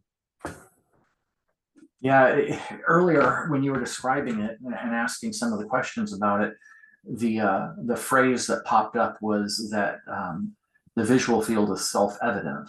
Yeah, exactly. And it kind of reminds me of an experience I had some years back um, while meditating, and some sort of feeling popped up, and I don't recall what it was. Strangely enough, it may have been joy. It might have been a jolt of fear. Hard to say. I don't recall. All I recall clearly is that in that moment, and this is the way that the phrase showed up. I mean, the phrase just was there. That feelings feel themselves. Yeah, At the time, it was really astonishing and really surprising. But the funny thing is, I didn't really understand fully what it meant until years later. that's Um, amazing. yeah, it took a while for the real meaning of that to finally become apparent. And when I did, it was sort of another aha moment. And it's kind of Yeah, the same thing here. It's that, feelings feel themselves, and this thing sees itself. exactly. Huh. I have a video that I don't know if you've seen it, but I would recommend because it goes more in depth with that kind of experience too. I think it's something like psychedelics can't show you non-duality this clearly. Oh, Uh, I've seen it as I've been looking through for other things, but I have not watched that one. I would recommend it because it's all Okay. about it's walking you through specifically ways of doing that sort of behind and to the side of to get that direct experience of no separation. Okay. I'll do that. Yeah, it's a fun one. Well, it's just funny how the timing works out on this, because there were the experiences while driving this week that I told you about, and I wasn't even really thinking about it. It just kind of showed up on its own that, oh, what that the sound of the voice in the head is happening in the same place as the sound of the car tires on the highway, and whatever else, whatever other sounds were making their way in. And it was really, really clear. I mean, unmistakably clear. Yeah, exactly. And it's the visual field is arguably more difficult for most people Mhm. than the auditory field, but it's a really good one to get that experience when you're doing it with the auditory field because you can really have a strong, intense, and actually, like, you know, canonically, supposedly Avalokiteshvara, achieved enlightenment by meditating on the beach, on the near the ocean, and just meditating on the sound of the waves, and that was the enlightening experience. And so there is, Really? yeah, so there's like a historical precedent in doing sound meditation like that, that breaks down that sense of inside, outside, self, no self. Huh. Yeah, I had no idea. I had never heard that one before. yeah, yeah, That's interesting. yeah. So it's a really, really potent one, but it is something where a lot of times as soon as we open our eyes, that the visual field comes in and snaps us right back into this three-dimensional world of me located here, separate from everything else. Right. Um, Well, that goes back to something you said at the beginning of this part of the conversation, where you're talking about how um, you'd have to traverse that distance to your neighbor's house, Yeah. so it's there. And I'm not saying it's not, and Yeah. I'm not trying to play existential or non-dual party tricks here. I'm really not. But when you were describing that, there was this idea about, well, with everything that has been said here this afternoon about the visual field and how all of this works, and breaking down the illusion, it's really not any different than, say, a video game, because you sit there and you play a video game, and it sure looks like there really is. I mean, your brain believes it. Your brain believes that there is a three-dimensional space that this representation is operating in. And I mean, we buy into it fully in order to play the game, but there really isn't any distance here. And it seems like it seems like either one can be a metaphor for the other. It can go either way. It's like, yeah, there is distance. I do have to walk down to, say, the mailbox, but at the same time, no, I don't, because in getting down there, well, any of the time and distance that it took to get there is now gone. Yeah. No. Yeah, it's a funny thing, because it's like, it depends on what we're trying to do with it. If we're trying to like send a rocket into space, we have to be very specific about distance and velocity and Right. because it matters, right? And it's like, and we know Right. that there are ways to actually have some sort of consistency where we can actually do scientifically very, very fine detailed things and make them work. I mean, like this conversation happening across satellites and space and all that. Right. On one hand, like, we know that there has to be some practical, usable external reality of that sort that is functional, and that we understand to a certain degree. But everything that we do here is generally from the um from I don't want to use the word personal, but it's not to make any sort of absolute metaphysical or physical claims about how the world really is. There's no absolute ontological claim that this is the way objective reality is. It's Right. I actually see. prove that everything we experience is subjective, that Right. all we have is our own version of this world and Yes. the way that we interact with it. And that it is, as you said, like, it's very possible to have that experience of walking to the mailbox, and in any given moment, if we are completely present, aware, and in this space, not feeling any sense of distance. I mean, you can have the experience that the mailbox is coming to you. You can have the experience in this moment that everything is effectively staying the same, snapshot by snapshot by snapshot, and that you can lose the feeling of time. And all of those are experiences that you can have. But it doesn't say anything about the actual truth of the world in which this physical organism finds itself, interacting with other atoms and people and animals and all of that. Well, you say that, and it brings to mind, as a kid, something that I would experience, and then of course it has been translated to something else as I've gotten older. But as a kid, I could ride my bike and experience the sense of being totally stationary and the world rushing past me.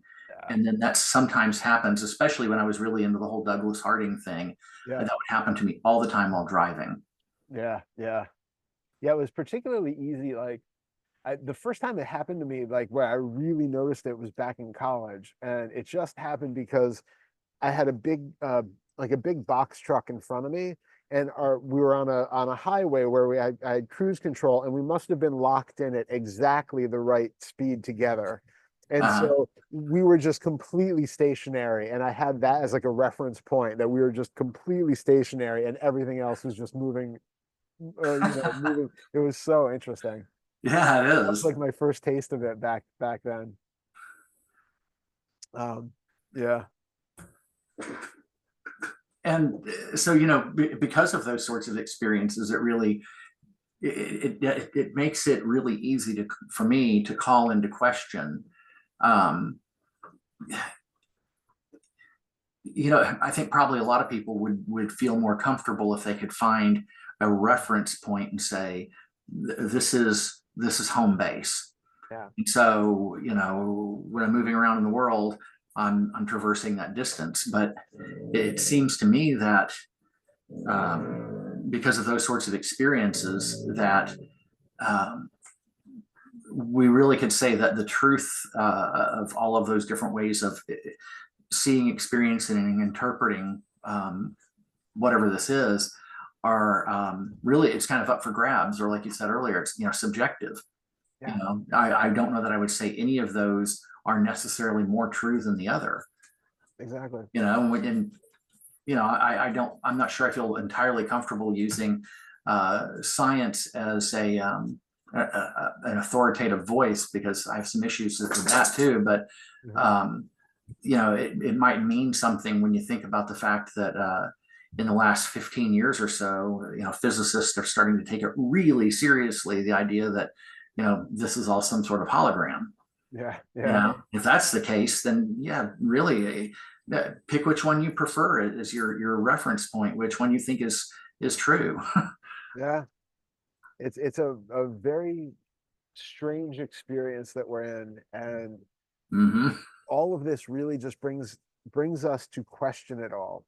To say any time that we feel like we have the ground of knowledge behind us or underneath us, or you know, the beacon of truth, which is like, that's what I'm so adamant about dissuading people from, because they come into this with the idea that I just need to know the truth.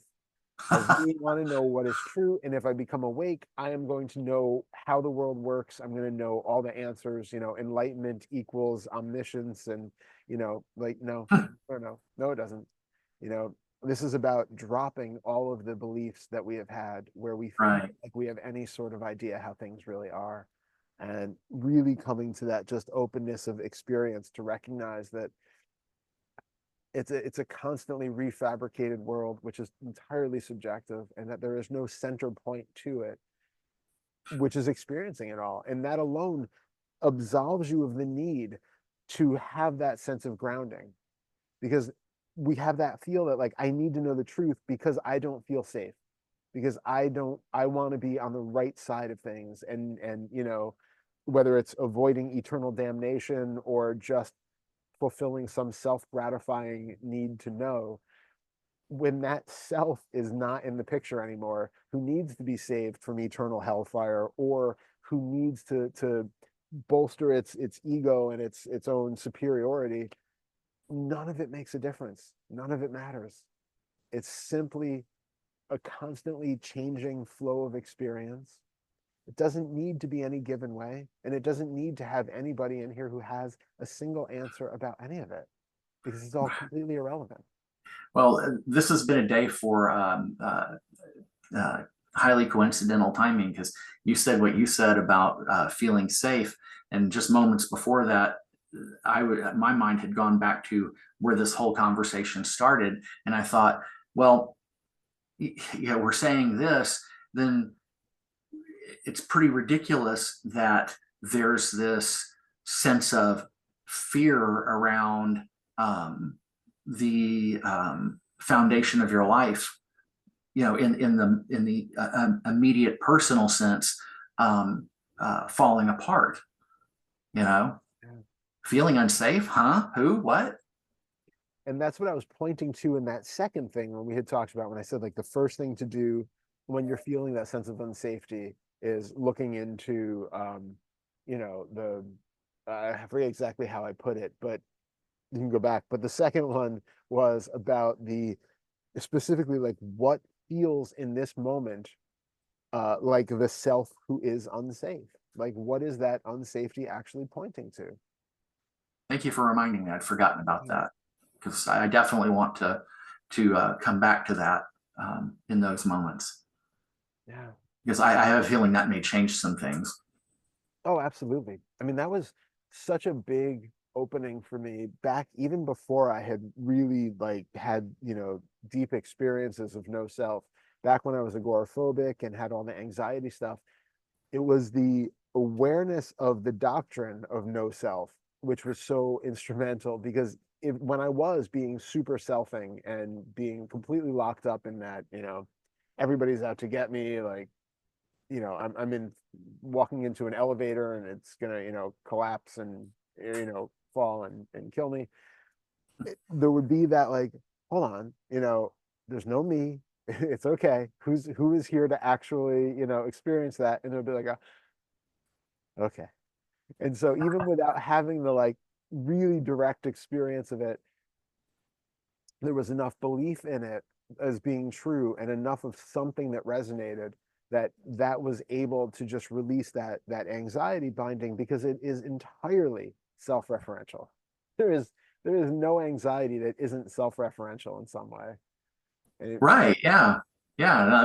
That makes complete sense. But so it sounds really obvious and self-evident when you say it, but that actually had not occurred to me until I heard you say it. amazing. Yeah. So that is a clue, right? Anytime we feel anxiety about something, we know that one, we are feeling a sense of self who is here, but two, we're also notice that we're also feeling a sense of the future. You know, there's like this idea that because anxiety is never about something that's here right now. You can have like immediate fear response for something because there's actually a tiger in your room and you need to escape. That's one thing.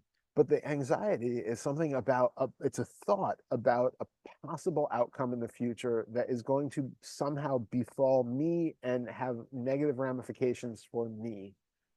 And in that moment, it is self and it is time. And if we come back to what is actually here, that future that I'm worried about or feeling anxious about is not actually here. It is just in the mind. Just like when you were saying when you were a kid and you were, you know, anticipating your sister coming home and pummeling you, Right. it wasn't actually there.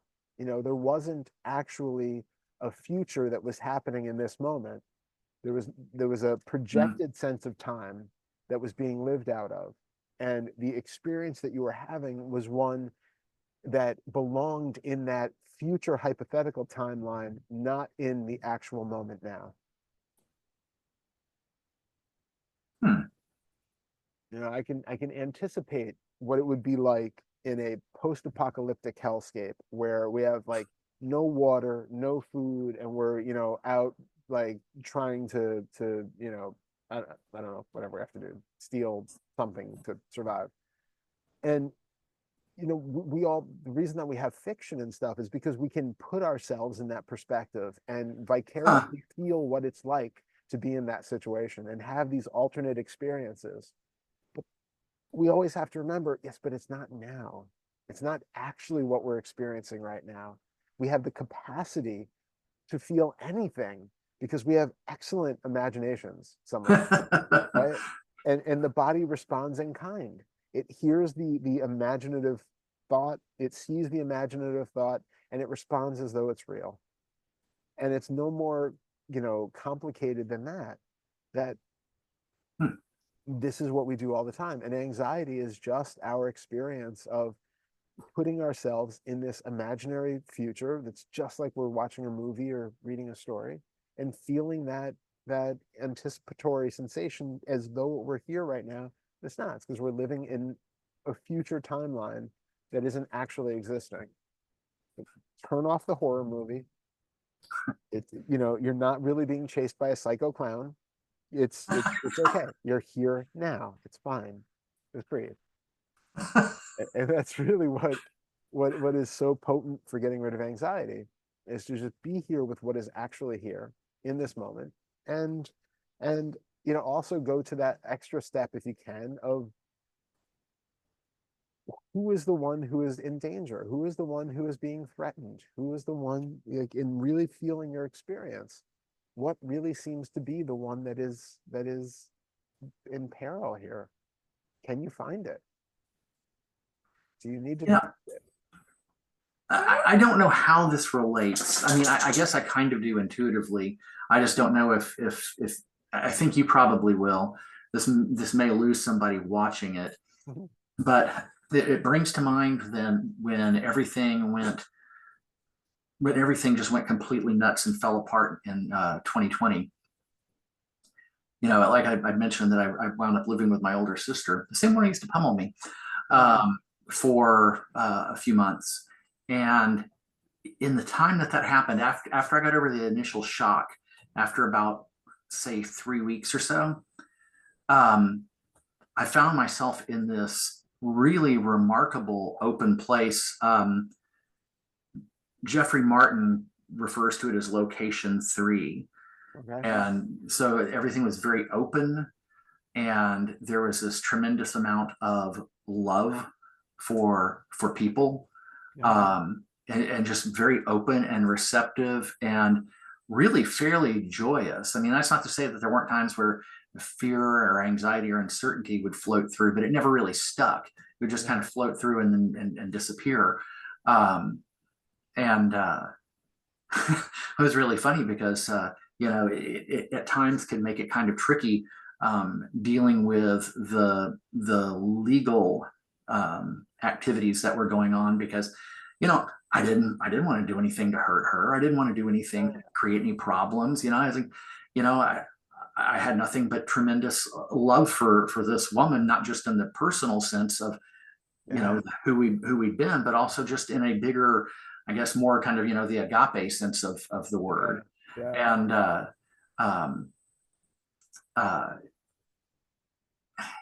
again, I don't know if everyone will kind of connect that to what you're saying, but to me, it seems like there's this connection there. And I guess I don't know if I'll be able to quite articulate it, but we started off by talking about this fear about everything coming undone, um, and feeling threatened by that. But then there was an experience of that very thing happening. And what happened? That person found themselves in this place of incredible love and joy, and just being really open and receptive for whatever was going to happen. Yeah. Yeah. And it was very much a sense of feeling unlimited. It's like, instead of feeling doomed, like, how am I going to do this? How am I going to start my life all over? It was more a case of, yeah, I'm going to start everything all over again. It's going to be great. you know? And it's amazing that, because probably largely because you had that experience of it, and that uh, um, reaction to it, that you ended up not burning the bridge and destroying the relationship out of vindictive hurt, stuff that you never could have transcended, and then you ended up back together again. it, Yeah, you're right. That's if a very you good had, point. if you had been just this, hurt prick who just, wanted to lash out and hurt her as much as you felt and all that, that could Yeah, have been an irreparable damage. So it's such right. an incredible lesson to realize that if we can, even if you're not in location 3 like that, like if in our daily life we can take that perspective, that I don't have to hate and punish and Mhm. lash out and put that on the other person, that I can actually approach everybody with that same kind of love and care, and not, and only wanting the best for them, not wanting to hurt them in any way.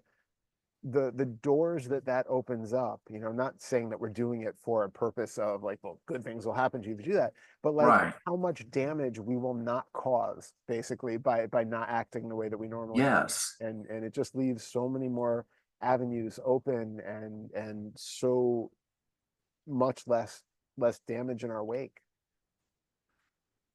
Well, it's interesting because even though I don't know that I have ever felt that that that that experience again, there still seems to be some kind of connection to it, because there are times where something will come up, and the mind will remember that for whatever reason, and will remember that it's possible to approach a situation and a person or persons from that place, more or less. and will take an attitude of acceptance or forgiveness in that moment. In fact, it happened just the other day when I was thinking about Tuesday. There was something, I couldn't tell you what now, but there was something that happened, and feeling really frustrated and kind of, I guess maybe there was the beginnings of some bitterness. And then I realized, no, it doesn't have to go that way. It doesn't have to be like that. And was able to step away from it and kind of connect to that, in quotes, location 3 kind of way of receiving experience. It's amazing. And it's so good to have that in our repertoire as a reminder. Also, I think this was during the Q&A last time or something. I can't remember, but I had brought it up. I don't even remember what the context was, but I was saying just for having that sort of compassionate way of viewing other people, it can also be really potent to remember that that person is going to die.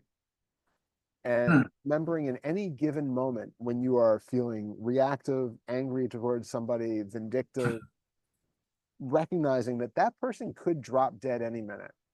We don't know when we're going to die. We know it's inevitable. Right. We know that Right. they are living a life of suffering and a life that will end at some point, and it could be any moment. And so do we want to behave towards people every moment in a way that is making their life worse, more difficult, filled with more pain and suffering? Or do we want to be compassionate to them the way that we would to somebody else if we knew that this is like your last 5 minutes on the planet?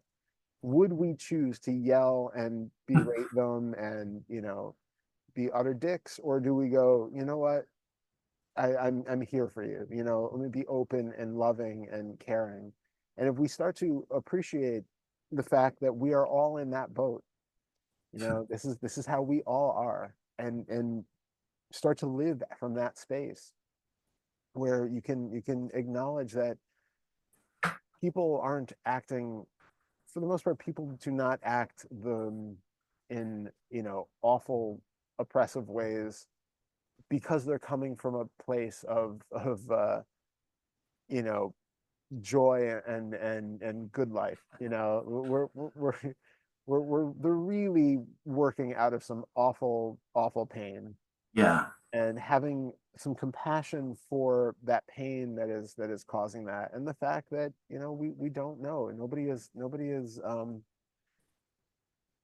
immortal. Right.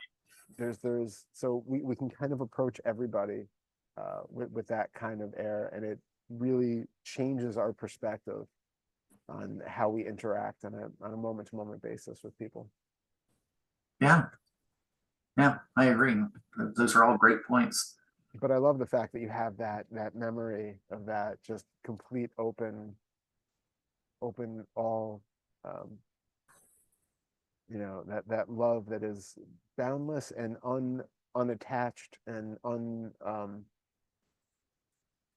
words are not coming to me quickly today. It doesn't have to be reciprocated. It doesn't have to be Right. justified in some way. Yeah, absolutely not. Unconditional. And in fact, any expectation or want for that just kind of shuts it down and gets in the way of it. Yeah. And it's interesting that that just thinking back to that kind of re-stimulates it, brings it back up, not to the level it was at that point in time, but it does, it brings it in enough that it can soften things and make it possible to make some different decisions, act differently. So of course the trick is remembering. Of course, but it's one of those things like everything else. The more we get the system primed that in difficult situations we respond in this way, that just starts to become more and more your go-to response. So the more you do it, the easier and more natural it just becomes. Good point. Yeah.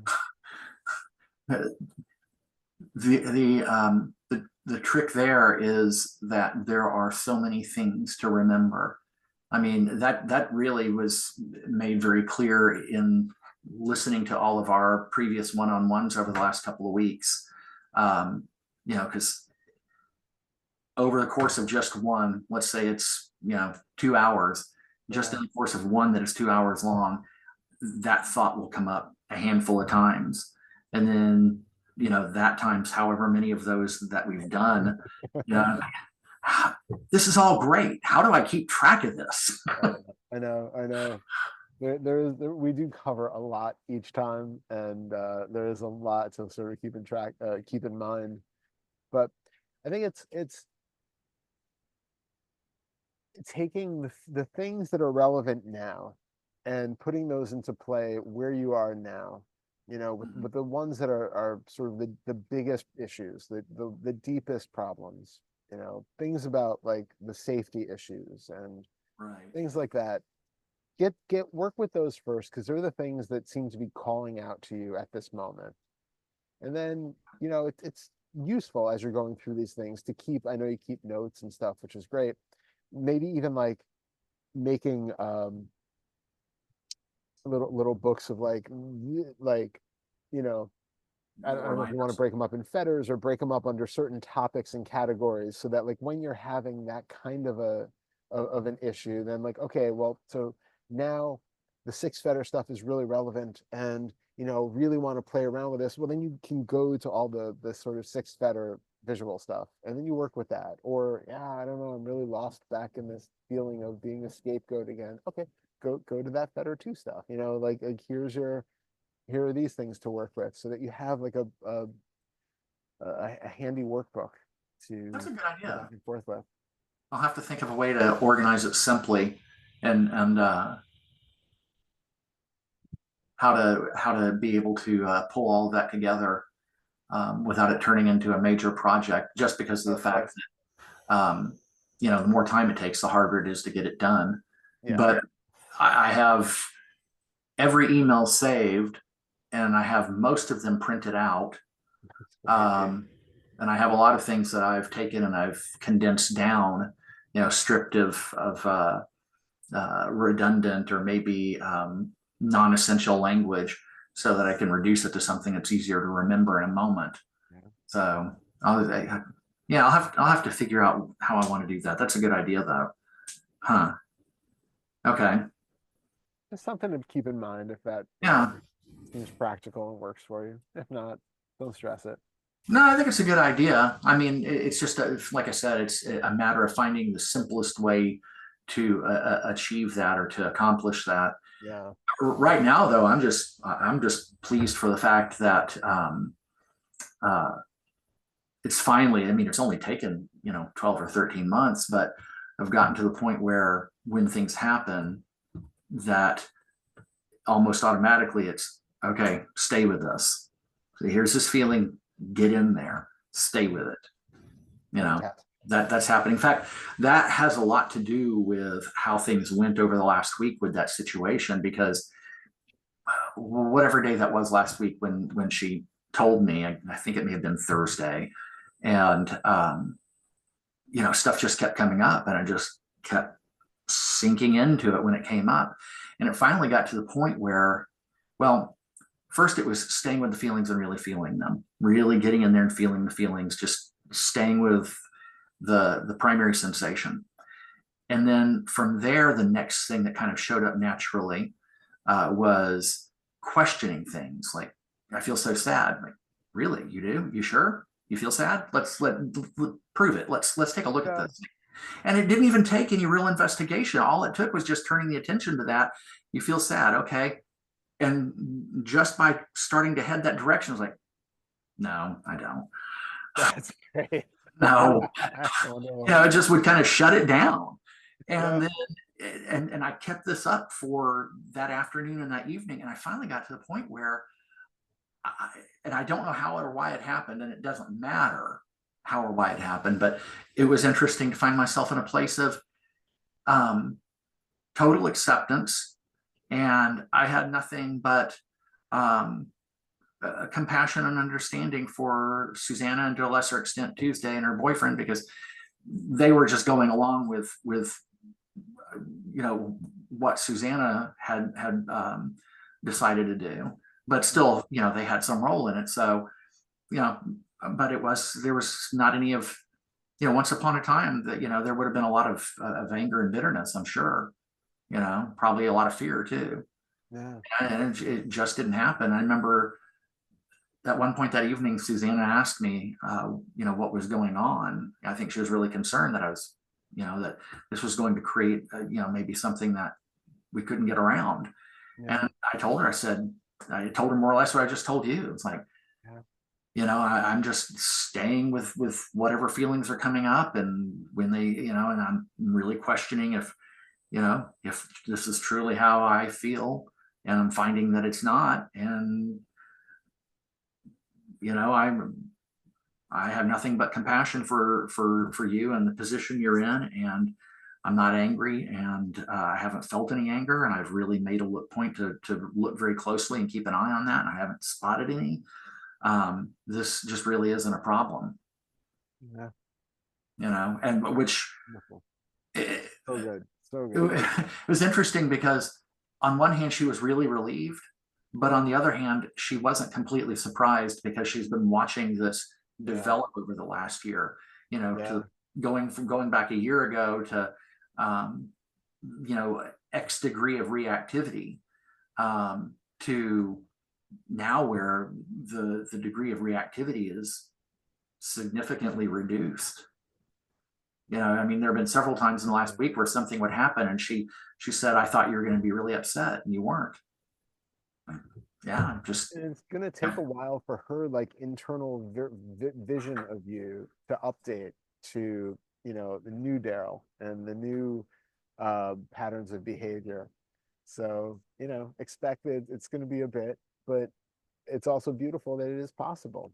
And the more she sees of you in this non-reactive way, the more that just gets to be taken as her expectation. And then the beauty is she will start relaxing.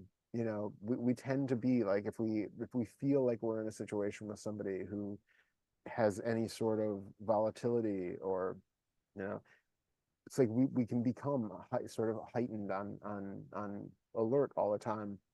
And the more you are less reactive, the more she can relax and feel safe and comfortable, and it just becomes this wonderful feedback loop back and forth of you being more at ease and her being more at ease. And it's so much better than living in a state of tension. Well, it's had another interesting effect or result, is that she said it's made her, it's kind of inspired and motivated her to keep working on what she's doing on her end. She sees something that she recognizes, that feels better as far as a way to live. And that's something that she wants to get to for herself. So love it. Love it. Love it. Love it. So good stuff all around. Yeah. I'm so happy to hear that. Yeah. It's nice to live with. Yeah, I bet. Anyway, this has been great. I think we should probably wrap up. It's 2.5. Yeah, this is a good place to leave it. Okay. But well done. Yeah, I'm so happy that that's starting to become sort of the norm, to be able to sit and lock in and just feel, and couldn't be happier, man. Yeah. I'm pretty pleased with it too. I mean, considering that, like I said, it only took 12 or 13 months, and something would come up and send you an email, and it was, pretty consistently, regardless of anything else that was said, that was always in there. And, when it started to finally become clear in the last couple of weeks, why did it take so long for the mind to wrap itself around this very simple idea? I know, it's how we are. So that's why we just stick with it. Eventually we catch on. Yeah, better late than never, that's for sure. Absolutely. Well, all right. Have a great couple weeks. Mm-hmm. It's a pleasure as always. Yeah. And look forward to seeing you a couple weeks. All right, thanks. I'll talk to you after a bit. Sounds good. All right, bye.